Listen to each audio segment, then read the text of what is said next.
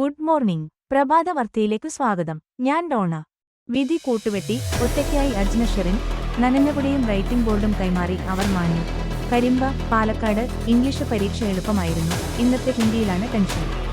ആ ആശങ്ക പങ്കിട്ടാണ് അവർ സ്കൂളിൽ നിന്ന് തിരികെ നടന്നത്. ഇതിനിടെ നിധിയുടെ നനഞ്ഞ കുട ബാഗിൽ വയ്ക്കാൻ ഇടമില്ലെന്ന് പറഞ്ഞ് അജ്നയെ ഏൽപ്പിച്ചു. എങ്കിൽ നീ ഈ റൈറ്റിംഗ് ബോർഡ് കൂടി പിടിക്കടി എന്നായി റിത. അജ്നയുടെ ഒരു പെൻസിൽ ബോക്സ് റിതയുടെ ബാഗിലുണ്ടായിരുന്നു. അത് വീട്ടിലെത്തിയിട്ട് തരാമെന്ന് പറഞ്ഞു. പക്ഷേ അപ്പോഴേക്കും 4 പേരെയും മരണം കവർന്നു. 4 കൂട്ടുകാർ ചേർത്ത് പിടിച്ചിരുന്ന അജ്നയുടെ കൈകളിൽ ആ കുടയും റൈറ്റിംഗ് ബോർഡും കുറെ ഓർമ്മകളും ബാക്കി. കരിമ്പ ഹയർ സെക്കൻഡറി സ്കൂളിൽ നിന്ന് പരീക്ഷ കഴിഞ്ഞു വീട്ടിലേക്ക് പുറപ്പെട്ടതായിരുന്നു അവർ 5 പേരും. അപകടത്തിൽ നിധ ഫാത്തിമ, റിത ഫാത്തിമ, ഇർഫാന ഷെറിൻ, AS ആയിഷ എന്നിവർ മരിച്ചപ്പോൾ അജ്ന മാത്രമാണ് രക്ഷപ്പെട്ടത്. ആയിഷ 8 ഡിവിഷനിലും മറ്റ് 4 പേർ B ഡിവിഷനിലുമായിരുന്നു. ദിവസവും ഒരുമിച്ചാണ് പോയി വന്നിരുന്നത്. ഇർഫാനയെ ഡെന്റൽ ഡോക്ടറെ കാണിക്കാൻ ഉമ്മ പാരിസ് പനയമ്പാടത്തു കാത്തുനിൽക്കുമെന്ന് പറഞ്ഞിരുന്നു. ഇർഫാന ഉമ്മയെ കണ്ട നിമിഷത്തിലാണ് ലോറി വന്നിടിച്ചതെന്ന് അജ്ന പറഞ്ഞു. അജ്ന ദൂരേക്ക് വീണതിനാൽ രക്ഷപ്പെട്ടു. സിമന്റ് ലോറി പൊടിപറത്തി മറിഞ്ഞുകിടക്കുന്നതാണ് കണ്ടത്. നാട്ടുകാർ ഓടിക്കൂടുമ്പോൾ അജ്ന വിറച്ചു നിൽക്കുകയായിരുന്നു. വൈകിട്ട് വീട്ടിലെത്തിയിട്ടും അപകടമോർത്ത് കരയുകയായിരുന്നു അവൾ. ആയിഷ ഒപ്പനയിലെ പതിവ് മണവാട്ടി. മോർച്ചറിക്കു മുന്നിൽ ചങ്കു തകർന്ന നിത്യ ടീച്ചർ.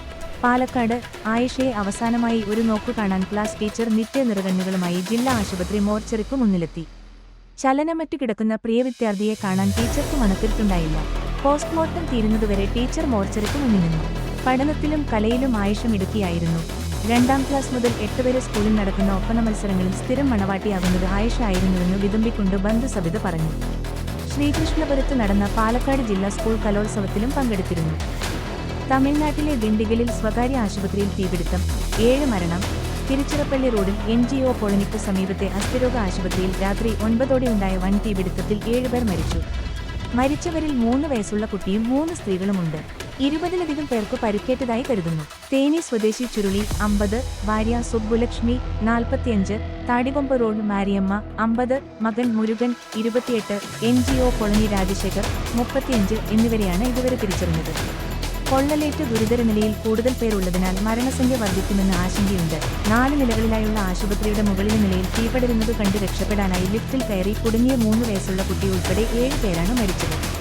മറ്റൊരു ലിഫ്റ്റിൽ കുടുങ്ങിയവരെ അഗ്നിരക്ഷാ സേനയും പോലീസും ചേർന്ന് രക്ഷപ്പെടുത്തി. ആശുപത്രിയിലെ ഓഫീസ് മുറിയിലെ കമ്പ്യൂട്ടറിൽ നിന്ന് പടർന്ന തീ പിന്നീട് എല്ലാ മുറികളിലേക്കും വ്യാപിച്ചു. ആശുപത്രിയിലുണ്ടായിരുന്ന 200ഓളം പേർ രക്ഷപ്പെടാനുള്ള വെപ്രാളത്തിലുള്ള വഴികളിലൂടെ പുറത്തേക്കിറങ്ങാൻ ശ്രമിച്ചെങ്കിലും പലരും പുക ശ്വസിച്ചു തളർന്നു വീണു. എല്ലുകൾ ഒടിഞ്ഞും അസ്ഥിരോഗത്തിനുമൊക്കെ ചികിത്സയിലുണ്ടായിരുന്ന 32 പേരെ സർക്കാർ മെഡിക്കൽ കോളേജ് ആശുപത്രിയിലേക്ക് മാറ്റി. രോഗികളുടെ ബന്ധുക്കളെ ഒഴിപ്പിക്കുന്നത് രാത്രി വൈകിയും തുടരുകയാണ്. വൈദ്യുതി നിലച്ചതും പുകയും രക്ഷാപ്രവർത്തനത്തെ ബാധിച്ചു. രാത്രികാല പരിശോധന കർശനമാക്കി. കോഴിക്കോട് നഗരത്തിലും പരിസര പ്രദേശങ്ങളിലും രാത്രികാല വാഹന പരിശോധന ഊർജിതമാക്കി മോട്ടോർ വാഹന വകുപ്പ്. കഴിഞ്ഞ ദിവസം മുതൽ ആരംഭിച്ച പരിശോധന കൂടുതൽ കാര്യക്ഷമമാക്കാനാണ് തീരുമാനം. പകൽ സമയങ്ങളേക്കാൾ കൂടുതൽ നിയമലംഘനങ്ങൾ രാത്രിയിൽ നടക്കുന്നതായി ഉദ്യോഗസ്ഥർ പറയുന്നു. കോഴിക്കോട് RTOP A നസീറിന്റെയും Kozhikode enforcement regional transport officer Santhosh കുമാറിന്റെയും DETC സ്ക്വാഡിന്റെയും നേതൃത്വത്തിലായിരുന്നു പരിശോധന. Kozhikode north traffic assistant commissioner Suresh ബാബുവിന്റെ നേതൃത്വത്തിൽ സബ് ഇൻസ്പെക്ടർമാർ അടങ്ങുന്ന 9 പോലീസ് സ്ക്വാഡും പങ്കെടുത്തു. മറ്റു വാഹനങ്ങൾക്കും യാത്രക്കാർക്കും ബുദ്ധിമുട്ട് സൃഷ്ടിക്കും വിധം കണ്ണഞ്ചിപ്പിക്കും വിധം പ്രകാശം പരത്തി ഓടിയ 172 വാഹനങ്ങൾ, രൂപമാറ്റം വരുത്തിയ 46 വാഹനങ്ങൾ, അമിതഭാരം കയറ്റിയ 7 വാഹനങ്ങൾ, ഫിറ്റ്നസ്, നികുതി, പെർമിറ്റ് ഇല്ലാത്ത 26 വാഹനങ്ങൾ എന്നിവയ്ക്കെതിരെയും വാഹനം ഓടിക്കുന്നതിനിടെ മൊബൈൽ ഫോൺ ഉപയോഗിച്ച 3 പേർക്കെതിരെയും ലൈസൻസ് ഇല്ലാതെ വാഹനം ഓടിച്ച 39 ആളുകൾക്കെതിരെയും മദ്യപിച്ച് വാഹനം ഓടിച്ച ഒരാൾക്കെതിരെയും നിയമ നടപടി സ്വീകരിച്ചു. 486 നിയമലംഘനങ്ങൾ കണ്ടെത്തി. പിഴ ഈടാക്കിയതിനു പുറമെ ലൈസൻസ് സസ്പെൻഡ് ചെയ്യൽ നടപടികളും സ്വീകരിച്ചു. ജനകീയ ക്യാമ്പയിൻ സംഘടിപ്പിച്ചു. നെല്ലിപ്പൊയിൽ മാലിന്യമുക്ത നവകേരളം ക്യാമ്പയിന്റെ ഭാഗമായി കോടഞ്ചേരി പഞ്ചായത്തിലെ അങ്ങാടികൾ മാലിന്യമുക്തമാക്കി സൗന്ദര്യവൽക്കരണം നടത്തി നാടിന് സമർപ്പിക്കുന്നതിന്റെ മുന്നോടിയായി ജനകീയ ക്യാമ്പയിൻ നെല്ലിപ്പൊയിലിൽ സംഘടിപ്പിച്ചു. വ്യാപാരി വ്യവസായി ഏകോപന Samithi Nellipoyil unit, OISCA international Nellipoyil chapter, building owners association, auto taxi തൊഴിലാളി യൂണിയൻ എന്നിവരുടെ സഹകരണത്തോടെ നെല്ലിപ്പൊയിൽ ജൂബിലി ഹാളിൽ ചേർന്ന പൊതുയോഗം കോടഞ്ചേരി ഗ്രാമപഞ്ചായത്ത് പ്രസിഡന്റ് അലക്സ് തോമസ് ചെമ്പകശ്ശേരി ഉദ്ഘാടനം ചെയ്തു. ആരോഗ്യ വിദ്യാഭ്യാസ standing committee chairman CB Chirandayath അധ്യക്ഷത വഹിച്ചു. Haritha Kerala mission coordinator E Ashraf പദ്ധതിയുടെ നടപടിക്രമങ്ങൾ വിശദീകരിച്ചു. വാർഡ് മെമ്പർമാരായ സൂസൻ വർഗീസ്, റോസമ്മ കയത്തുങ്കൽ, വ്യാപാരി വ്യവസായി ഏകോപന സമിതി president Thomas Moolaparambil, OISCA international president Wilson Tharappel, Kodenchery panchayat health inspector Shalu Prasad എന്നിവർ പ്രസംഗിച്ചു. കിച്ചൺ കം സ്റ്റോർ ഉദ്ഘാടനം ചെയ്തു.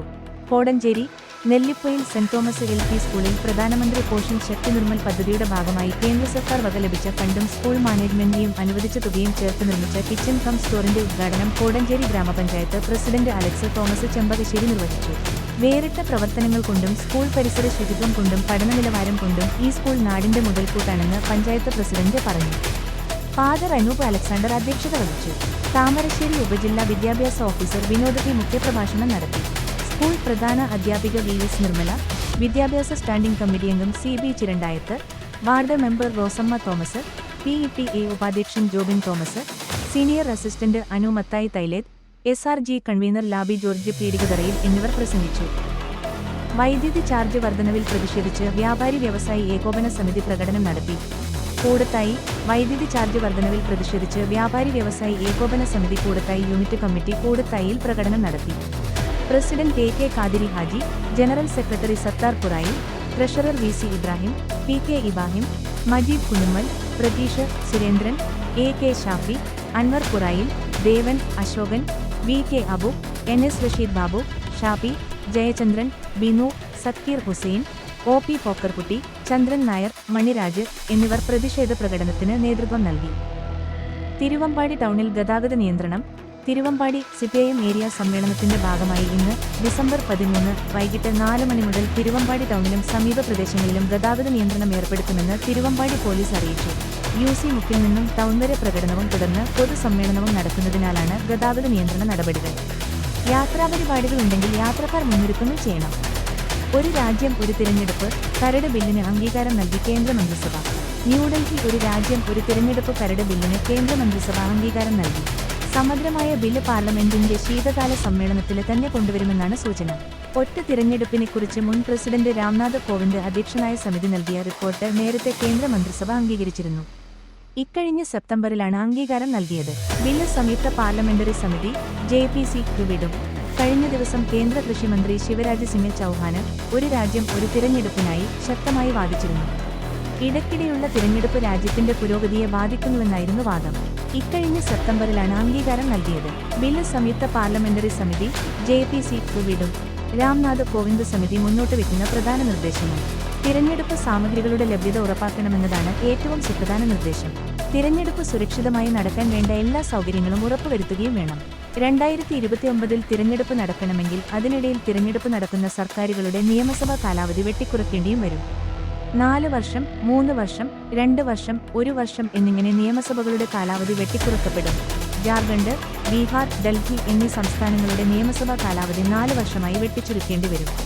കേരളം, ബംഗാൾ, തമിഴ്നാട്, അസം, പുതുച്ചേരി എന്നീ സംസ്ഥാനങ്ങളുടെ നിയമസഭാ കാലാവധി 3 വർഷമാക്കേണ്ടി വരും.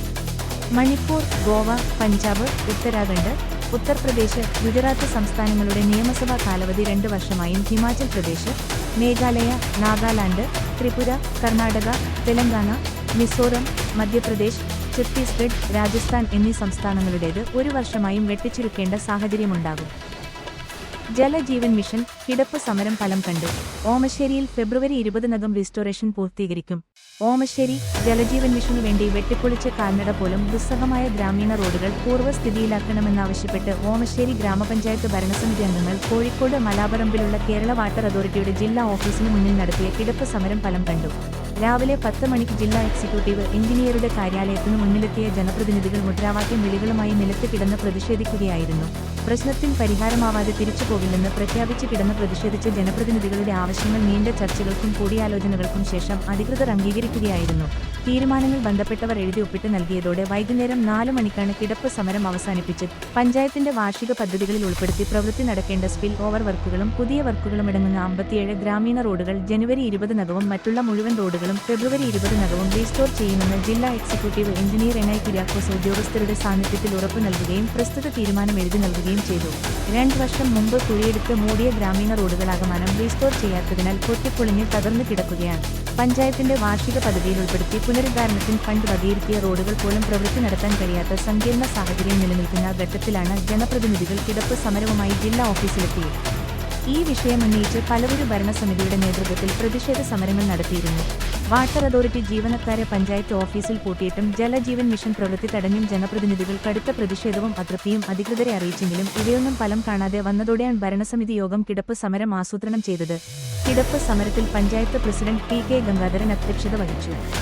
ജില്ലാ പഞ്ചായത്ത് മെമ്പർ നാസർ എസ്റ്റേറ്റ് മുക്ക് ഉദ്ഘാടനം ചെയ്തു. പഞ്ചായത്ത് വൈസ് പ്രസിഡന്റ് ഫാത്തിമ അബു, വികസന standing committee chairman Yunis Ambalakandi, ക്ഷേമകാര്യ standing committee chairperson Sinath Thattancheri, പഞ്ചായത്തംഗങ്ങളായ P. Abdul Nasar, M. Radhamani teacher, Sainudheen Kulathakkara, O. P. Suhara, K. Anandakrishnan, M. Sheeja Babu, C. A. Ayisha teacher, Ashokan Punathil, Moosa Nediyadath എന്നിവർ സംസാരിച്ചു. തിരുവമ്പാടി കുന്നുംപുറത്ത് പരേതനായ ഫ്രാൻസിസിന്റെ അപ്പച്ചൻ ഭാര്യ ത്രേസ്യാമ്മ 87 അന്തരിച്ചു.